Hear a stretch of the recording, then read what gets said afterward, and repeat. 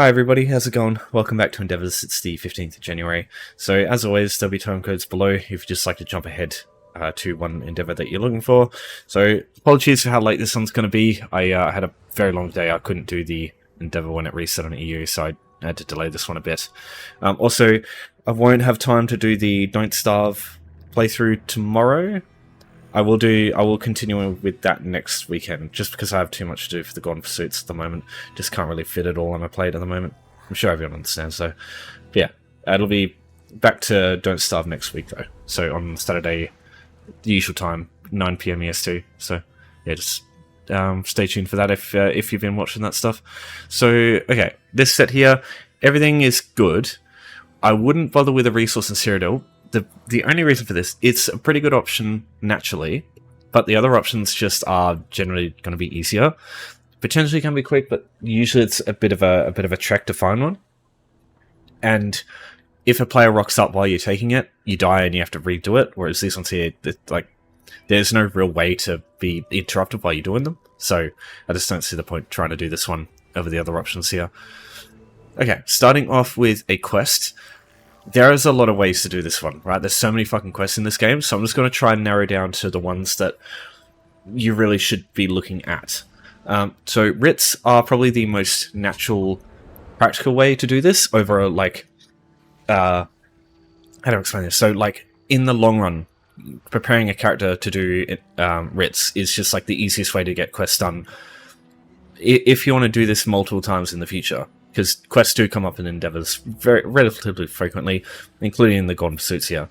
Writs are without a doubt one of the easiest ways to get these ones done. So all you do is just go up to the writ board, you get a bunch of quests like this, and you just accept them. They ask you to craft a bunch of items, as an example here, the Clothier writ. This is probably the writ I would do if you can choose, because Dreg Wax is, as a reward for writs, probably the most valuable thing you can get. I suppose you could also lump surveys from Craglorn into that, but you're only going to really be guaranteed Dreg Wax basically from Clothier writs, as opposed to surveys, which might not be the case. So yeah, if you can do one quest, do a Clothier writ. It just asks you to craft a bunch of things. When the absolute lowest Clothier writ asks you to make like jute or rawhide stuff, and you don't need a lot of stuff. I think you need like probably 20 maximum of jute and rawhide, and you can get that shit really cheap on guild stores. So yeah, as an example, I could just go over to this guild store, have a look. You might have to look for a few, but if I just go clothing, material, don't go rough stuff, it's a lot more expensive. There's nothing here. Now what I'll do is, in the description, I'll link Tamriel Trade Center. This is the old faithful website here. So you can use this to look for how much item, like, God damn it. Yeah, maximize. So you can use it to look for stuff that you need to do writs with. So as an example, if I want to find some Rabido hide, or Rabido leather, sorry, to do some of these high tier Clothier writs that require medium armor, I can do this, and then I can go down here. You can go, like, if you only want a small amount, so naturally you won't need any more than 50 in a single go. I can go anywhere between 0 and, what's the going price? Always check the going price if you can. You can either do that through craft bag, or if you've got some in your inventory. Don't have any. I should have some in craft bag though. Okay, so wow, that's really fucking cheap. Okay, so in this case we'll just go no more than 12. And just search that up. It won't be that many here in these options, but there will be some. And you know, that amount of gold there, like 19 for 190 gold, 300 gold for 25, you can easily get that from if you want to earn that kind of gold quickly, there is a video in the description. It just goes through like an easy gold earning guide in the early game. You don't need anything other than like the ability to run around and press E, essentially. So yeah, you can check that out. It will take you a little bit of time, but it's probably still quicker than doing a lot of other quests in this game. Now I will go through one more, which if that's not what you want to do, there is one more thing you can do. So if you have any characters that haven't done these quests yet, if not, you could make a new character and do these anyway, because the quests are so easy to do. One example of a quest to do is one in Mariskir's Public House right here, just at the wayshrine you start with in Oridon in Volkagard here. So you create a new character, you can just travel straight to this wayshrine and do this. There's this NPC here with a quest. All you have to do to complete the quest is literally just talk to her for a bit. That's it. One of the easiest quests to do in the game. And you can do the same thing with a new character if you go to the mages and the fighters guilds in the starting zones. There'll be a character you can talk to who, again, you just talk to them and it'll complete a quest. Really easy to do as well. Other than that, there's a lot of other things you can do. You could go to Zone Guide here, do zone quests, because these can give you skill points. You can go do... I wouldn't do the ones for PvP right now, because the PvP event has not started. There's no reason to do that yet. Because, save all the effort for that when you can get tickets for it as well. So, yeah, that's my opinion there. And yeah, there's other things. You can do a dungeon. But, yeah, the two best options here are going to be either... new character, go talk to Fernand Demery, or just do a writ. Writ's most practical. Now, if you don't have any character slots to do this Fernand Demery quest in, and you don't have access to writs, this is probably going to be a bit of a dickish thing to say, but honestly, just log in and start doing writs. At that point, if you've got that many characters, you should really be doing writs at that point in the game. But that's just me. Yeah, if not, just please consider just like deleting a character. One you don't play. Come on. Right, while we're on the topic of Fernand Demery here, you can do another quest quite easily using this NPC. So we've got Gallery Furnishings. This one here, the Gallery Furnishing is kind of going to be the only annoying thing to get early on, but I suspect you might already have a Gallery Furnishing and you just don't know it. So firstly, just get a house. Again, talk to Fernand Demery here.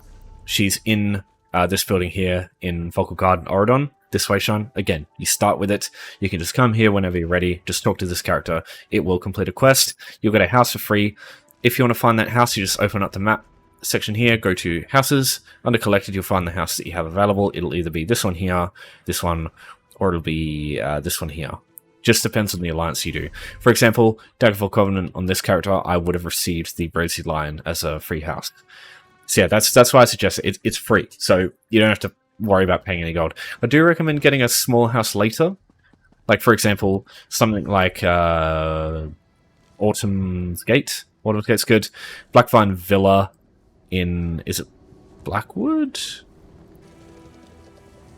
Oh, it's in Malabar Tor, sorry. So, Blackvine Villa, Cyrodiil Jungle House, Autumn's Gate, all good options. Same with Twin Arches over here. Twin Arches is a nice house. It's just in the desert, that's all.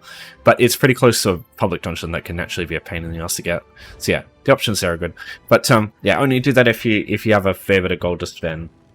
To spare, I should say. Because yeah, it's considerable investment. But honestly, you don't need any bigger house than that to get this stuff done. Alright, so the Gallery Furnishing. What the hell do you do?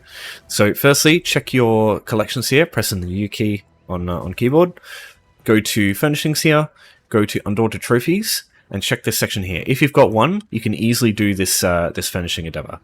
If you don't, either you're going to have to do a group dungeon, which, yes, that will take a couple of minutes, but once you do that group dungeon once, you never have to worry about that again. You can just do a Gallery Furnishing really easy from this point on.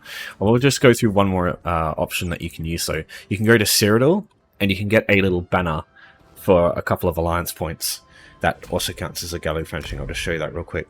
This is personally the only reason I would come to Cyrodiil today, just to get this item. Okay, so every gate, when you start in Cyrodiil, one of them has a tavern, and they'll always have an achievement furnisher. That's what you're looking for. So just find your alliance's achievement furnisher, Lozatusk in this case for Daggerfall. Open up this menu. There will be a Covenant Pennant, small, this thing here. For 200 alliance points, this is a Gallery Furnishing you can also use. So 200 alliance points, for reference here, completing the tutorial for Cyrodiil gives you 3,000 alliance points. So, and that you can, if you really want, you can do that in about 30 seconds. Not even, maybe 15 seconds. I would advise doing the whole tutorial so you can unlock the Alliance War skill continuous attack for your mount, because everyone's probably going to want that buff anyway. But yeah, it's up to you. It really does not take long doing the tutorial. Again, it's like 5 minutes or so. And again, that is time you're spending just doing it once, and then you never have to worry about it again, unlike some of the other options here. Alright, so now I'll just head to my house. I'll get my gallery furnishing and we'll place it down.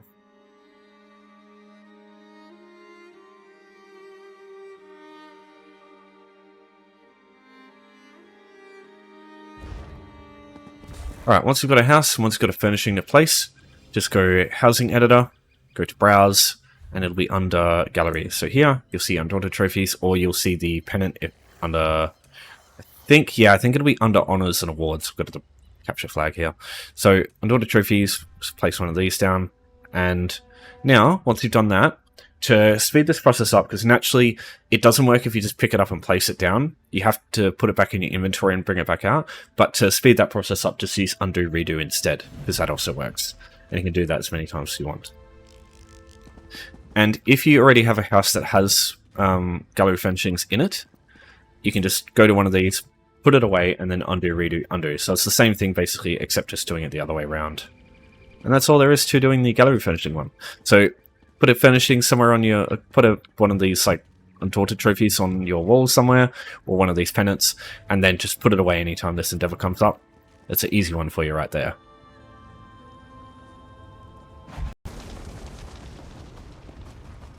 Alright, let's chat about jewel seams. This platinum seam is an example of one. Now, I know that they talk about in the tooltip, learn this art through the Somerset chapter. If you just want to mine the jewel seams, just ignore that shit. You just need to be able to use jewel seams in any way. Same with crafting jewelry. But you can still mine them regardless of what DLCs you own, so don't worry about that. So there's 5 jewel seams in total. Each one looks a bit different, but every single jewel seam, of that type looks exactly the same. So every platinum seam will look exactly like that one we just found. So what I'll do is I'll bring up the old faithful, again, this jewelry crafting materials page. This is what you want to look at if you want to know anything to do with the raw nodes that you can find in the wild, because this section here shows you all the different types. If you scroll over it, it will show you an image of what they look like. So every pewter ounce is going to look exactly like that. Every copper ounce is going to look exactly like this. And yeah, so on and so forth. Now, which one spawns is dependent on 2 things. Firstly, your level. This is the level scheme for them. So as an example, if I am level 30, I'll get copper. And also related to your crafting level. So go to craft, to jewelry crafting, go to engraver here. This is the other one that can spawn. In this case, I've got platinum. If you don't have jewelry crafting at all, just assume that this version here is pewter, the lowest one. Now, one last thing. If you're level 25, as an example, because it's not actually shown here, you will get the one below, I'm pretty sure. So you get pewter if you're level 25. I'm pretty sure that's how it works. So that's just, I suggest taking a look at those just to make sure you know which ones spawn for you, because if you don't know what the hell you're looking for, it can be a bit of a pain in the ass. Also, go to settings, video, go to grass, turn it off. I know it makes the game look like shit, but sometimes there might be one hiding behind some grass that you can't see. It can be easier to spot them in the wild. Also, if you do have the jewelry crafting skill line, you can use the Keen Eye Jewelry passive here to spot them easier. But personally, if you've been playing this game for like, or if you've experienced seeing these things a little bit, you probably won't need this thing, because they're like very specific. It gets quite difficult to miss them once you know what you're looking for. The last thing is surveys. So if you do jewelry crafting writs, I don't have any on me, I believe. I haven't identified one here. You can actually buy these. So if you want to get a bunch of jewelry seams real quick, you can buy one of these to sort of skip looking for them yourself. But yeah, you don't really have to do that. You can usually find a bunch of them pretty quick. The only thing is they share their spawns with blacksmithing ores too, so that can be painful. Whereas this here is just guaranteed jewelry nodes. But yeah, if you want to do that option, there's 2 things. Firstly, get an add-on called Lost Treasure. So add-ons here down to L, Lost Treasure, this one here. This adds like a little pinpoint to any surveys that you have in a zone, so you can easily find them instead of having to look at the actual thing. The pictures are usually fine, but some of the jewelry ones especially have like written forms, and they fucking annoy me. I'd just rather look at where they are on the map. So yeah. Also, if you are going to use surveys, I advise you get the Plentiful Harvest passive here, because this heavily increases the yield that you get from your surveys. So not having access to this just means Because what you can do basically, if you have this passive, you can essentially turn your writs into a closed cycle or closed loop, where you get the materials from the surveys and then you use them for more writs. So you could do a bunch of surveys, writs today, get some surveys, and if you get a jury one, just do the survey there, and that way you can just keep repeating the writs without needing to farm anything other than those specific surveys. So it can be really handy. So yeah, just maybe check Plentiful Harvest before you do that. Not a big deal if you're just going to find natural jewel seams, so that's up to you though. Alright, so lastly, we'll look at plant creatures. So there's a few places you can find in the overland that are pretty good for this. Probably one of my most recommended in... Oh my god, you just backhanded me without any animation. So the probably one of the best places is Rootwater Grove over here, because it's got Spriggans, which count as plant creatures, and it's got lurchers.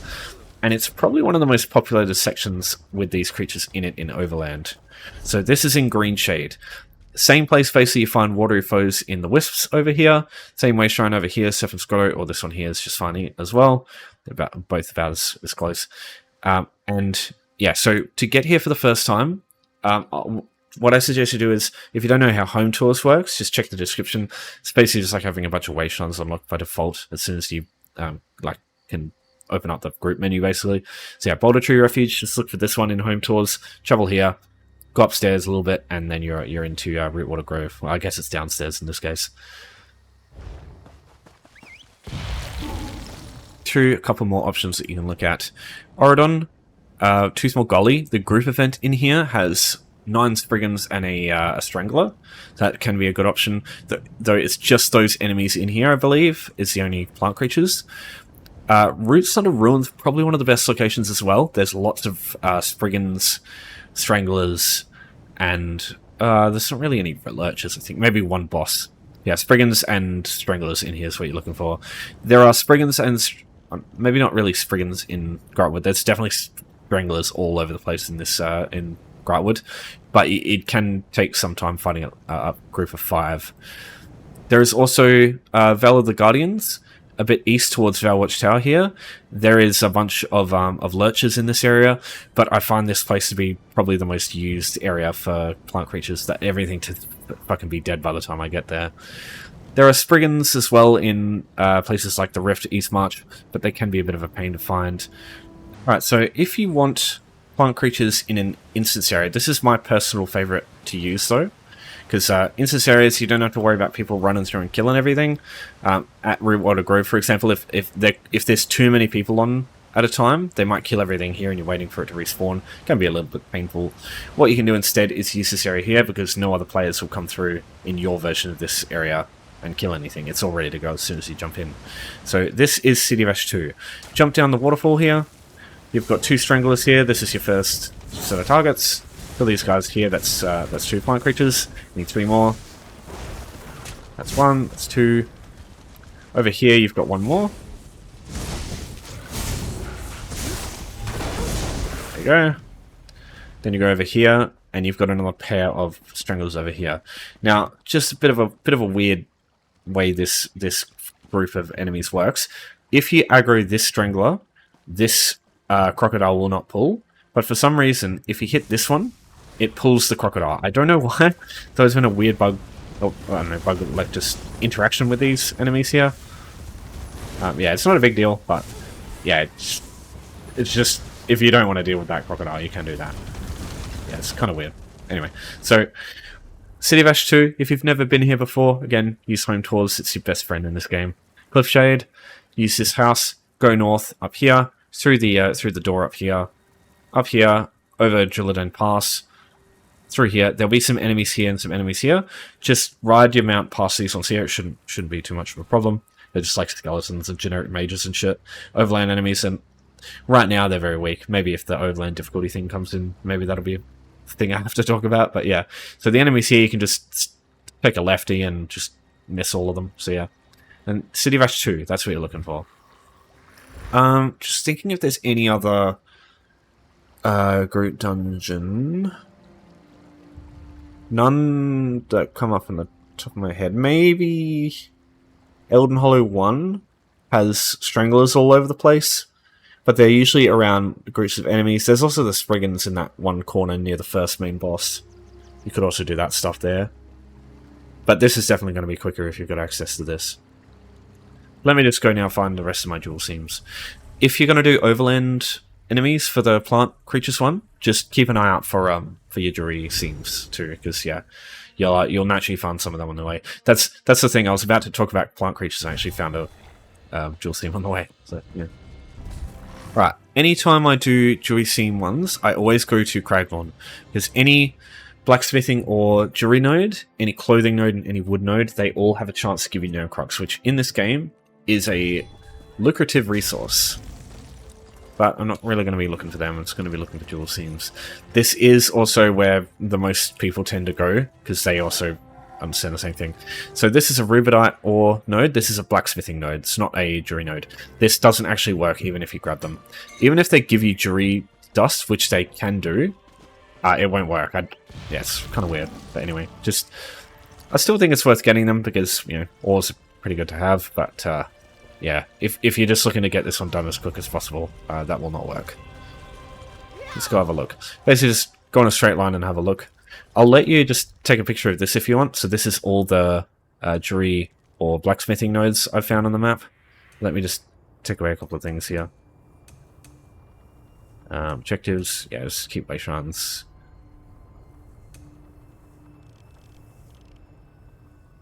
Alright, that should be fun, I think. So there you go, just take a picture if you want. That's not every blacksmithing node in this place, but it should be a pretty significant portion of them. You can see, like, this area here especially, there's just shit tons of them all over the place. And yeah, most zones will be kind of like this, but Craglorn I find is just the most stacked as far as nodes go, for any node. Except for maybe Thieves' Troves. They're just shit in general. There's one. Grab this one.